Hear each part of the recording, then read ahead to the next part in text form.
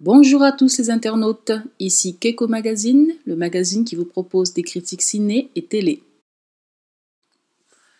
Daredevil, saison 1, épisode 6, Condamné. Daredevil, saison 1, épisode 6, Condamné. Alors, je prononce le nom de la série en anglais, Daredevil, parce que je pense que ça a une signification. Alors, comme je répète, j'ai jamais lu les BD, donc je ne sais pas pourquoi il s'appelle Daredevil. Alors, je sais que des gens, ils ont commencé dans la série à l'appeler Devil. Donc, Devil, le diable. Et Dare, to dare, c'est oser ou tenter. Donc, c'est un tente le diable, si vous voulez. Donc, c'est quelqu'un qui prend des risques. C'est quelqu'un qui est un peu fou. C'est quelqu'un qui tente le diable. C'est un tente le diable. Donc, ça signifie tenter le diable, Daredevil. Ou un tente le diable. Donc c'est vrai que quand on dit Daredevil, ça perd son sens, quoi. Donc au moins dites Daredevil, au moins. Si vous n'avez pas l'accent, vous ne parlez pas anglais, c'est pas grave, hein, mais dites au moins Daredevil au lieu de dire Daredevil, parce qu'on a l'impression que c'est Bourville, le mec, tu vois, on a l'impression que c'est son prénom, alors que, enfin, ou c'est son nom de famille, alors que pas du tout, hein, ça veut dire quelque chose, Daredevil. Donc voilà, c'était ma petite leçon d'anglais. Épisode 6, donc, de la saison 1, Condamné. Euh, alors, encore une fois, un épisode magnifique. Un épisode, je pense, avec un tout petit budget, parce qu'il n'y a pas beaucoup comment on dit, de plateau, mais très, très, très effectif. Alors, un épisode vraiment qui fait avancer l'histoire et qui est magnifique, quoi, qui est vraiment bien fait. C'est une belle utilisation du budget sûrement assez petit qu'ils ont pour faire cette série. Et vraiment, c'est bien utilisé, c'est bien fait. On n'a pas du tout l'impression de perdre au change, quoi. C'est vraiment bien fait. Alors, c'est Matt Murdock, Daredevil, qui donc s'échappe des policiers, hein, comme je vous l'avais dit à la dernière critique. À la dernière critique, je vous l'avais dit qu'il va s'en sortir de toute façon, puisque sinon il n'y a pas de série. Donc c'est nul qu'il le met dans ces situations, soi-disant il est condamné, alors que pas du tout. Bref, donc il s'en sort avec le russe. Bon, il s'en sort pas facilement, par contre. Hein. Il s'en sort, mais il doit porter le russe. Il est fatigué, il n'en peut plus. Voilà, le russe, il est mourant. Voilà, ils s'en sortent bon gré mal gré, mais ils s'en sortent quand même. Et ils passent comme ça tout l'épisode avec le russe à essayer de lui soutirer le nom et le russe essaye comme ça de le balader, essaye de se défendre, essaye de s'enfuir, essaye de faire tout. Puis finalement, le russe comprend que c'est du côté de Daredevil qu'il faut être, et pas du tout du côté de Fisk. Et puis finalement, il se dit, bon, ben, de toute façon, maintenant que j'ai donné le nom de Houndsley, ou Houndsley, si vous regardez la version française, Houndsley, le comptable, maintenant que j'ai donné son nom, de toute façon, il va me tuer, il va tuer toute ma famille, donc de toute façon, il a déjà tué mon frère, donc autant m'arrêter là et laisser Daredevil aller tout seul.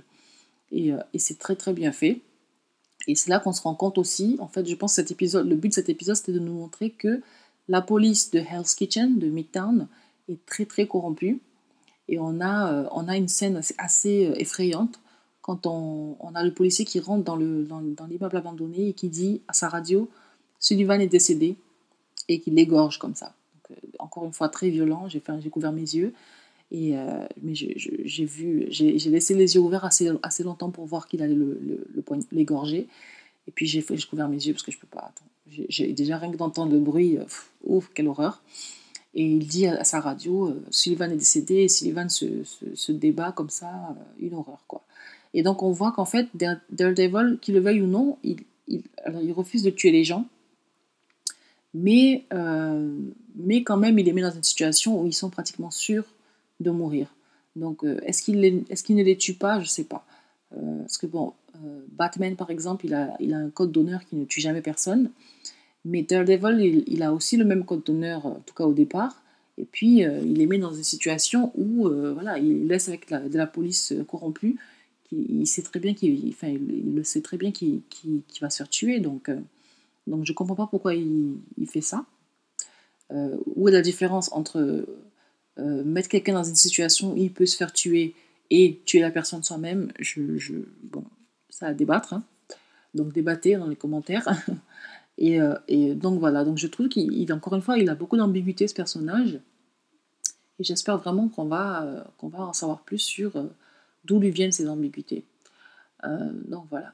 Et donc, le russe se suicide en gros, il lui dit, bon ben vas-y, enfuis-toi, et moi je tiens les policiers qui arrivent, sachant très bien que les policiers, ils sont corrompus. Donc ce que lui dit Daredevil, il lui dit, ils sont corrompus, ils vont te tuer. Et il dit, c'est pareil, de toute façon que je meurs là ou que je meurs plus tard, je vais mourir dans les deux cas, donc vas-y, au moins je t'aurais aidé toi, quoi. En gros, ils se disent pas ça exactement, hein, mais on comprend que c'est comme ça qu'ils réfléchissent dans la scène. Et c'est un épisode magnifique à regarder. C'est vraiment une série visuelle. Donc bon, ça sert à rien que je vous raconte, parce que de toute façon c'est une critique, donc vous avez sûrement regardé la série, l'épisode avant de venir regarder cette vidéo. Donc je vous raconte pas, mais je veux dire, c'est vraiment un épisode magnifique, quoi. C'est vraiment beau à regarder, et il est beau. Daredevil, je répète encore une fois, je vais le dire à toutes les critiques de tous les épisodes, parce que vraiment, Charlie Cox, l'acteur, il fait un travail magnifique. Charlie Cox et Bruce quelque chose, son stunt double, sa couverture, sa doublure pour les cascades et les combats. Donc à chaque fois qu'il fait un salto ou un flip ou un truc comme ça, c'est sa doublure. Et quand il se bat comme ça avec les poings un peu lentement, qu'il est un peu fatigué, ça c'est lui, c'est Charlie Cox. Donc il a dit ça dans une interview. Donc je vous répète. Et c'est vraiment, je suis très impressionnée par cette série. Netflix a remonté son niveau, parce que, bon, bien sûr, avec The Return, c'était très bien déjà, mais c'était une série adaptée de la série française, donc c'était pas vraiment un truc original. Mais là, vraiment, Netflix, bravo.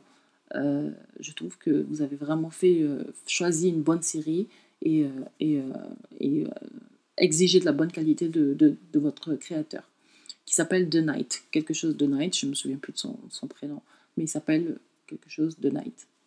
Je le mettrai en sous-titre. Donc le showrunner de la série The Night. Donc voilà, un épisode magnifique, vraiment 10 sur 10, parce que c'était juste un épisode, voilà, magnifique, magnifique, magnifique, magnifique. Et Daredevil, je t'aime, tu es trop beau.